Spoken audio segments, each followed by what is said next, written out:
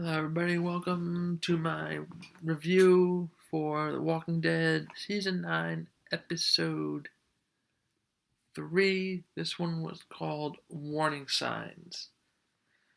So, I apologize for getting this one up so late. I just. One of those weeks/weekends. But, I did want to get this up before the episode aired, which I should. Usually doesn't take that long to upload. So I'm going to try and keep this one a little bit on the brief side. Once again, I'm going at it just from memory, so if I miss something or skip over an important detail, I apologize in advance. I actually rewatched the episode yesterday so that it would be fresh in my head, knowing that I probably wouldn't have the video done until today. So if it's not up before 9, I apologize for that. But at least it will be there, at least for the review, so you can see my thoughts.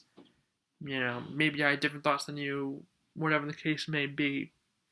But I thought it was good. It wasn't, oh my gosh, it didn't blow my pants off.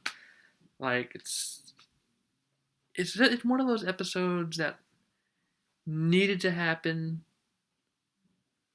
and now we got it out of the way, and now we can move on to a lot of the meaty fallout, if you will. This episode needed to happen because all this built up tension between everybody, so many different viewpoints. The saviors don't feel safe with good reason, but I don't know. It's a very funky situation, and I thought it played out pretty well. I did think Justin was going to be around a little bit longer, maybe be a little bit of an antagonist, but a quiet antagonist, but they sort of took care of him pretty fast, so that's that. So this episode was good. It really played off that tension that these saviors, when things get rough, they just either bail or they get violent. There's some decent ones, like I think her name is Laura, the blonde one, whatever her name is, the barcode lady. She's decent, she's more on the Rick side of things than the Maggie, but in the end of the day, people are being killed. First Justin, then a Rot they didn't notice. They started freaking out once Justin went missing, and then once he turned up dead. Excuse me. They didn't know about Rot until, well, we don't know if they ever will. We assume that they know, or maybe they left before they figured out about that whole situation. But before I get to that, I'm just going to break down briefly just what I thought. Okay, so this episode had some potential to new beginnings as well as ends. Ends being the saviors, beginnings being Rick and Michonne talking about the future. Rick hinting he wants to have a baby with her, which is just going to be tragic because with his exit, tonight and next week are his final 2 episodes. So if he does end up dying in the show, that's going to be really tough if Michonne finds out that she actually is pregnant and then Rick dies. Because other than Carl, this would be his only biological child. I'm just talking frank. So it would really suck if he does go out and end up dying. I would like to think that they were able to write him out in a different way like potentially this A and B situation with Jadis and these mystery helicopter people. That could be something worth note. So we'll see what happens with that. But so Justin goes missing. We see him dead in the episode. My initial thought was wrong. I initially thought it was Henry because of the wound, but upon further examination of the wound close up, it did appear to be that it was more like a bolt or an arrow. So that was obviously wrong, but I had decent reason to suspect that because of the way Henry is. He did stab Gavin in the neck. So I wouldn't put someone like this past him. Anywho, that happens. Saviors, once they find him, all hell breaks loose. There's fighting. It took Rick away from Family Fun Day reading Wizard of Oz to Judith to dealing with this. They're fighting. They're accusing everybody from Daryl to Jadis / Anne. You know, they're just so quick to just turn on a dime once one thing goes wrong. With the exception of Arat was really trying. And I'm a little bit torn. I'm 50-50 on the Arat situation, but I'll get to my feelings on Arat once I get to that point of the episode.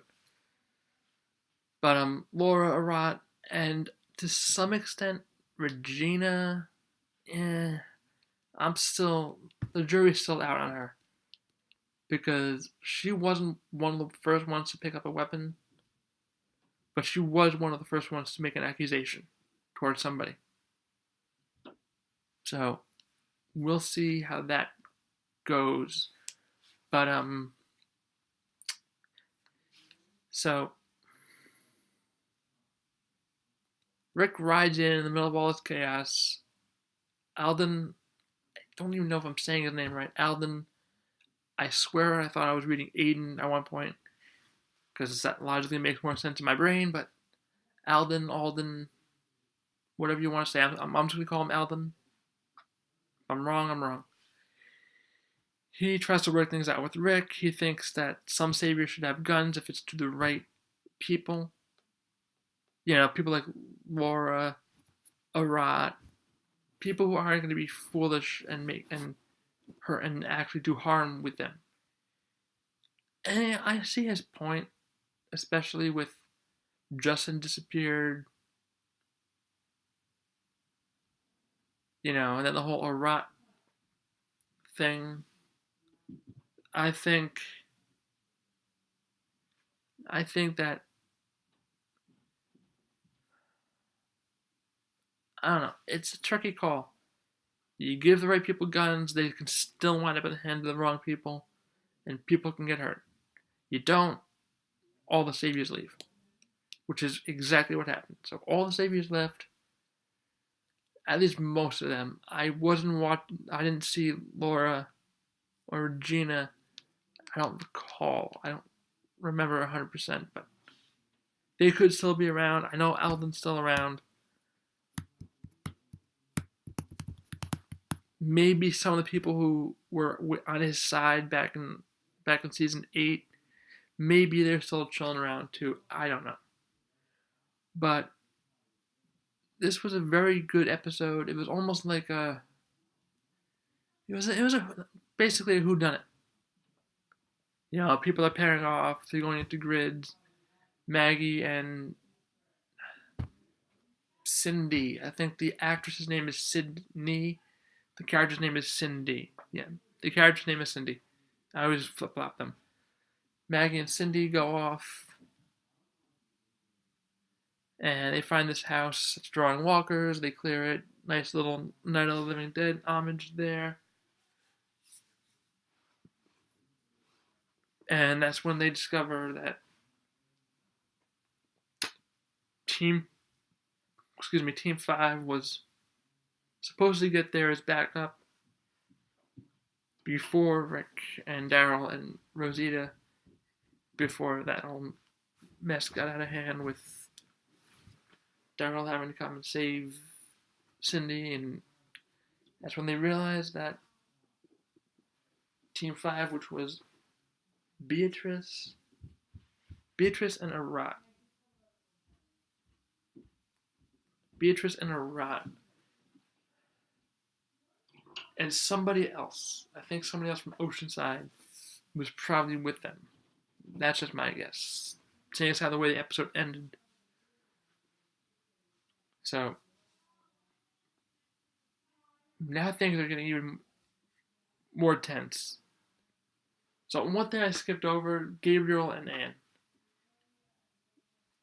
You know, Gabriel covered for her to Rick, saying that he was with her all night, even though he wasn't, and she didn't have anything to do with that. We, as an audience, know that.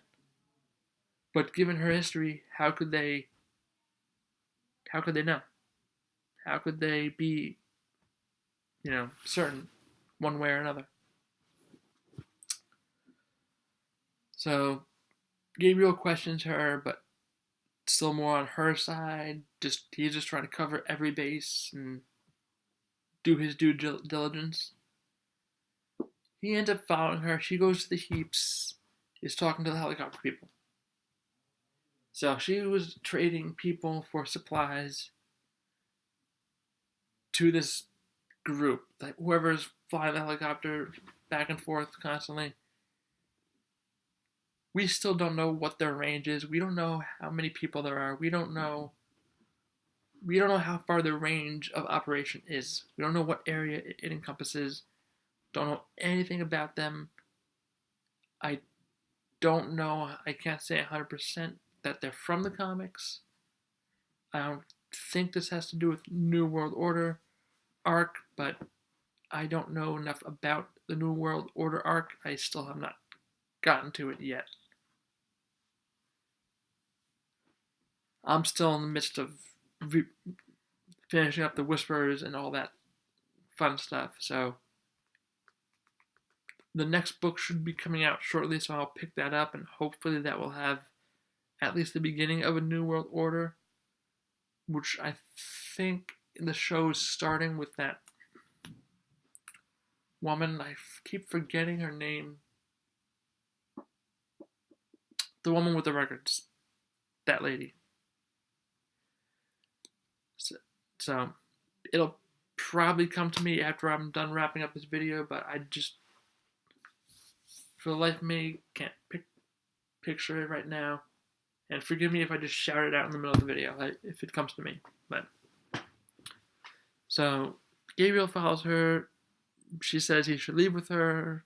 It'll be better if he helps her, and they can go away together. And he, naturally is obviously going to question it. But he doesn't really play that situation smart at all. You have to read people, and you may think you know this woman, but just because you were together one time, one night, that doesn't mean you know somebody in this type of a situation. I'm not making a generalization, I am just talking about this. So he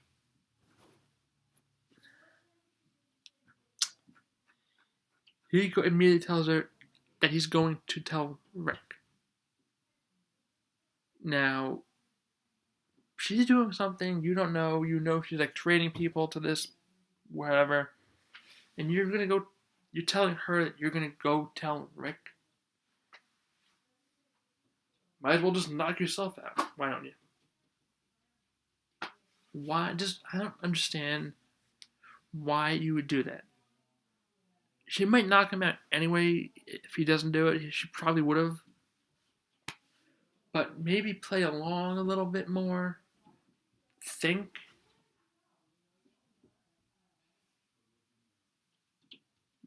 I don't know, but that whole situation. So she knocks him out. She's like, all this time I thought you were a B. So A and B. Everybody's like, what the hell does A mean? What the hell does B mean? The clear thing for me, and I could be wrong, but it obviously is the type of person. A, I'm gathering is like a leader, strong person. Like Rick was kept in a car, locked up, and was marked with A. She was going to trade him to these people. Same thing with Negan, who I'm assuming was also considered an A from her standards. She thought Gabriel was a B because he was more like a sheep. He was a trusted person, but he wasn't a Rick or a Maggie or a Negan or an Ezekiel or a Carol, etc., etc. So I don't know if she would consider Carol an A. I would. She's the leader, but I don't know how they're processing it. So, on a different note, Rick questions Daryl because of the wound looking like a bolt, an arrow, or a bolt. Daryl's like, "Is this what you did? What you used to do?" And he's like, "When I had to." Excuse me. Rick's still trying to convince him that this is the right way. Daryl thinks it's not. Maggie doesn't know. Maggie's on the fence, although now, the way the episode ended, she's more off the fence, pretty much. She's full on, like, I can't, she gave it a chance, now her and Daryl are going off on her own. She wishes she could see things Rick's way, and that thinking about Herschel, her kid Herschel, not her father Herschel, that this is the best thing for him, but understandably, she still can't get over that loss of what has happened with Glenn. Now, granted, Daryl inadvertently caused that, but that's still on Negan. And yes, if you look at it from an outsider's point of view, Negan should have wiped them all out. They killed a lot of his men. Unprovoked. Now, Negan kind of forgave the whole blowing up his men thing. I don't think he was really mad about that. He was mad about killing his men in their sleep.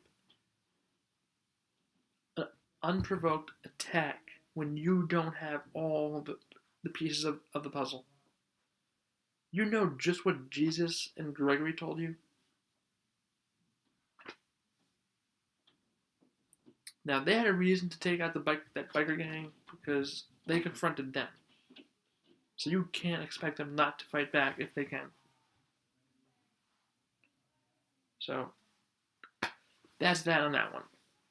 So, but of course, Maggie's not going to see it that way. Rick and his group are not going to see it that way. They still lost Abraham, Glenn, Sasha, so many people to Negan and the Saviors that nothing's really going to get them over that, especially Maggie. She was pregnant with Glenn's child at that time, so her emotions are really up there. So she's not going to forgive it. She's going to go talk to Negan. I don't know if we'll see that in tonight's episode. That might be in episode 5. But, it's probably going to be in episode 5. I'm not sure.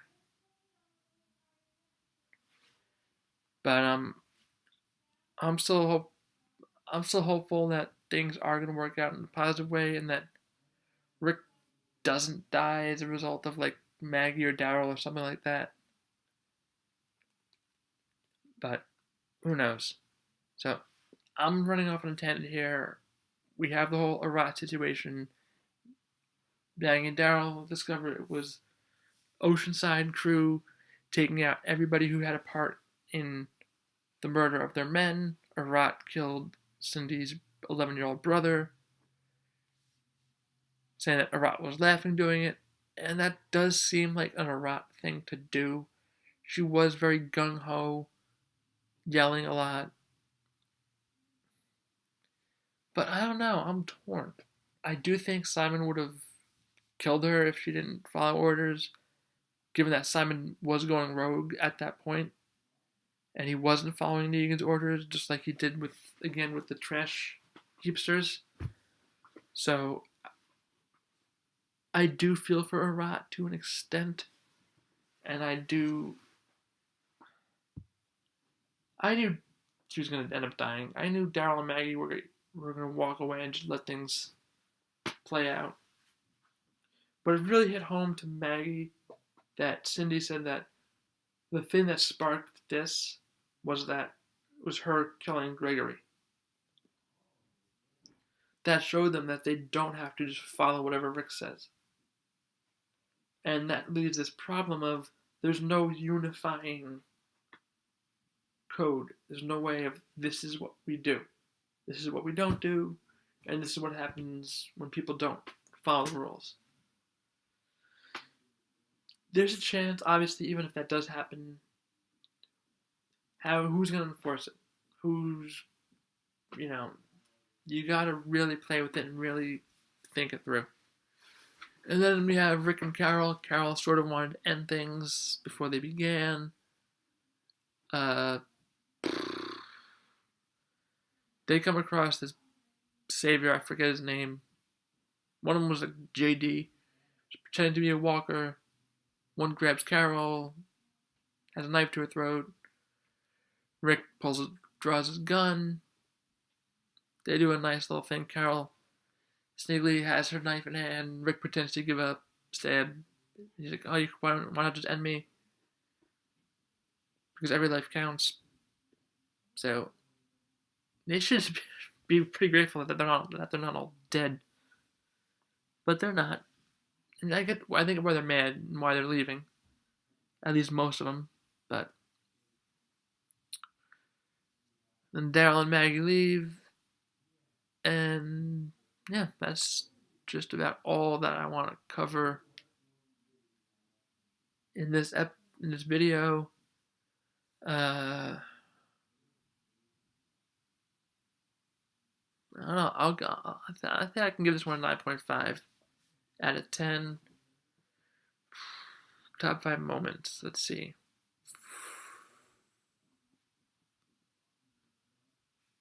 5 is going to be Justin, that whole situation. 4,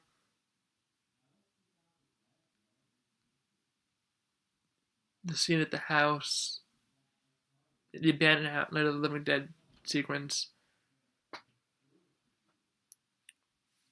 3 is Rick and Carol. That was pretty cool. 2 is going to be Anne and Gabriel in that revelation, and 1 is the revelation that it was the Oceanside killing everybody, and it was Arat, and that final scene there. And I apologize for not doing the Walker Kill of the Week. The past review, was there a Walker Kill last week?